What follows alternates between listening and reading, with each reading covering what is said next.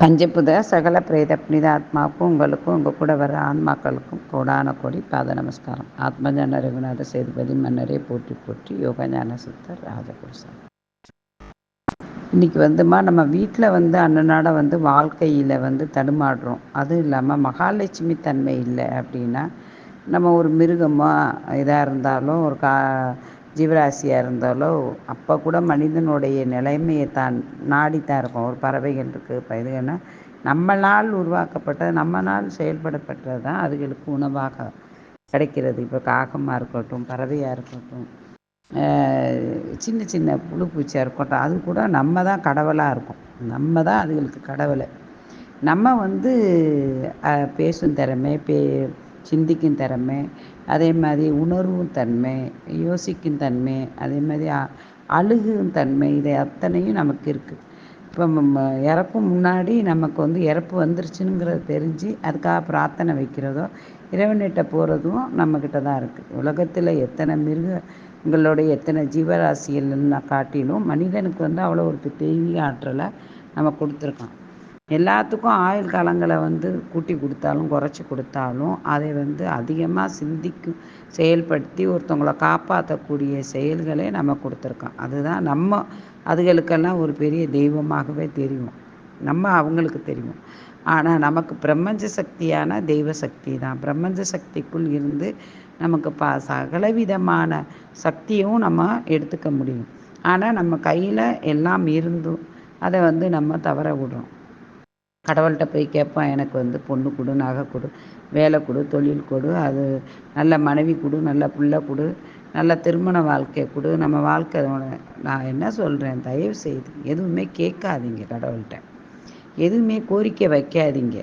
நீங்கள் படும் துன்பமும் நீங்கள் செய்கிற செயல்களையும் எல்லாம் ஒவ்வொரு நீங்கள் பேசுகிற பேச்சும் இதை கேட்குறீங்கன்னா அந்த நிமிடம் முதற்கொண்டு நான் பேசுகிறேன்னா அந்த நிமிஷம் வரையும் எல்லாமே இந்த பிரபஞ்சம் கணக்கில் கொண்டு வந்துக்கிட்டு தான் இருக்குது, கணக்கில் இருந்துட்டு தான் இருக்குது. யாரையும் உங்களை ஒதுக்கவும் இல்லை, விளக்கவும் இல்லை, மறைக்கவும் இல்லை. எல்லாம் கணக்கிட்டு கொண்டு வந்துட்டுருக்கு.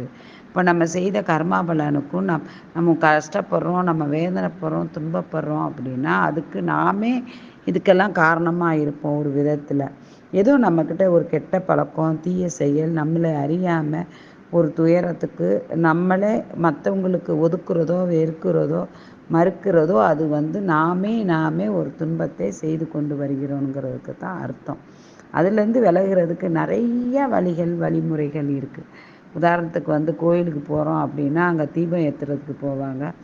சூடம், தேங்காய், பழம் இதெல்லாம் நான் எதுவும் வாங்கிட்டு போகாதீங்க, எதுவுமே வாங்கிட்டு போகாதீங்க. அங்கே இருக்கக்கூடிய தீபங்களை ஏற்றக்கூடிய வகைக்கு கொஞ்சம் எண்ணெயை கொண்டு போய் அதுகளில் ஊற்றுங்க. அணையும் தருவாயில் இருக்கிறத நீங்கள் ஏற்றி விடுங்க. உன்னுடைய வாழ்க்கை அணைய போதுன்னா உன்னை ஏற்றி வைக்கிறேன் அப்படின்னு சொல்லுங்கள். ஒருத்தவங்க பட்னியில் பசியில் இருக்கிறவங்களுக்கு பெருமைக்கு வாங்கி கொடுக்காதீங்க.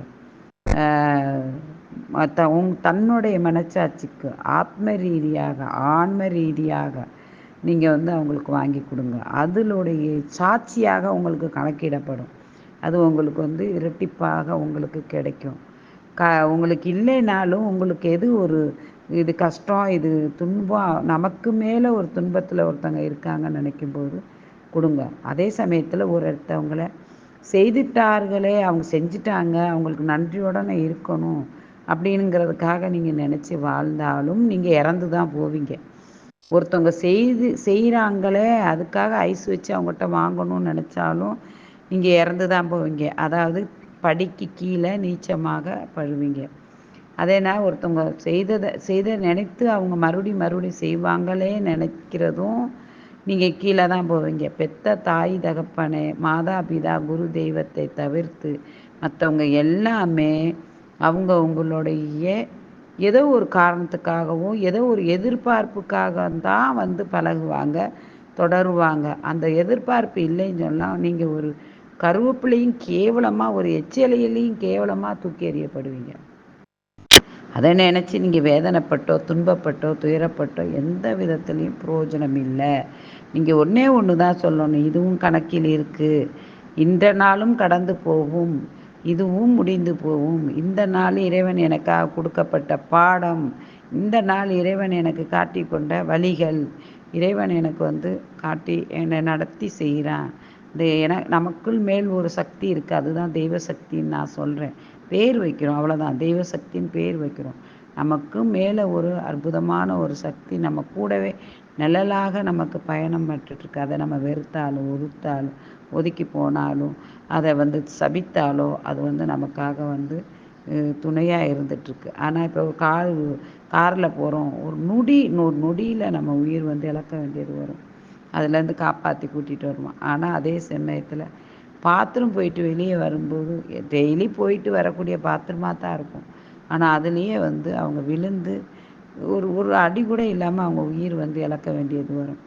நிறைய உதாரணங்கள் சொல்லிக்கொண்டே போகலாம். அதே மாதிரி ஹாஸ்பிட்டலுக்குள்ளே போய் பாருங்கள், நிறைய நரக வேதனையில் இருப்பாங்க. அதாவது இத்தனை மணிக்குள்ளே தான் வந்து டாக்டர் வருவாங்க, ரவுண்டிங் வருவாங்க. 9 மணிலேருந்து 10 மணி 11 மணிக்கெலாம் டாக்டர் ரவுண்டிங்கில் வருவாங்க. 7 மணிக்கு வருவாங்கன்னா அப்போ வந்து அட்டெண்டர்லாம் வெளியேற்றிடுவாங்க. அப்படி அட்டெண்டரை வெளியேற்றின பிறகு எல்லா அட்டெண்டரும் உட்காந்து பேசுவாங்க.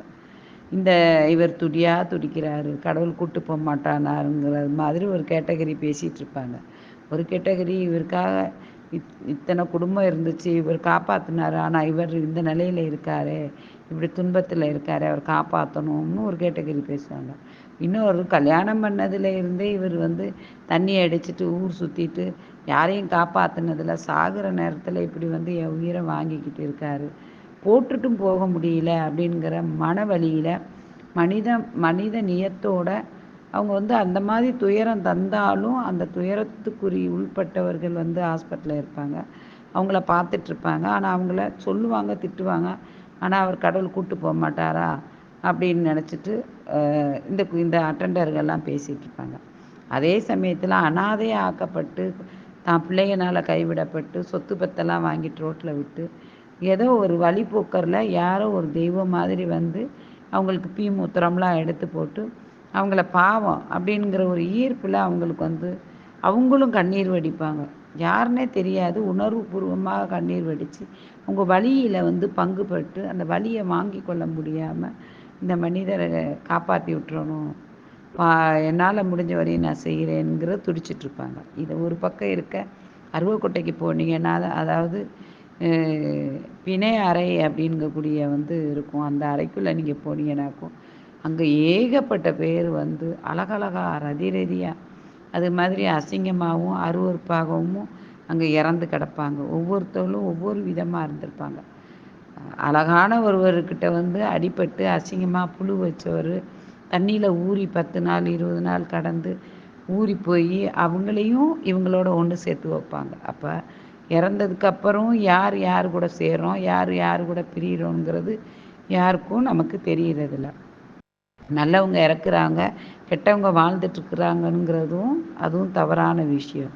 நம் முன் ஜென்மத்தில் செய்த பாவ பலனுக்கு பயனாக நல்லவர்களாக இப்போ நமக்கு தெரியும். ஆனால் ஒரு காலகட்டத்தில் அவங்க ரொம்ப தீயவர்களாக வாழ்ந்திருப்பார்கள். அதுக்குரிய பலன்களை வந்து இப்போ வந்து அணிவிக்கணும். அதே சமயத்தில் முன் ஜென்ம தொடர்புலையும் அதே தான். அதனால தான் நான் சொல்கிறேன், நம்ம இந்த நிமிஷத்தில் இருந்து ஒரு லட்சியத்தை கையில் எடுத்துக்கிறோங்க. எவ்வளவோ நம்மளை சார்ந்தவங்களையும் நம்மளை தொடர்பு கொள்பவர்களையும் நம்மளை நேசிக்கிறவர்களையும் சந்தோஷமாக வச்சுக்கிருவோம்.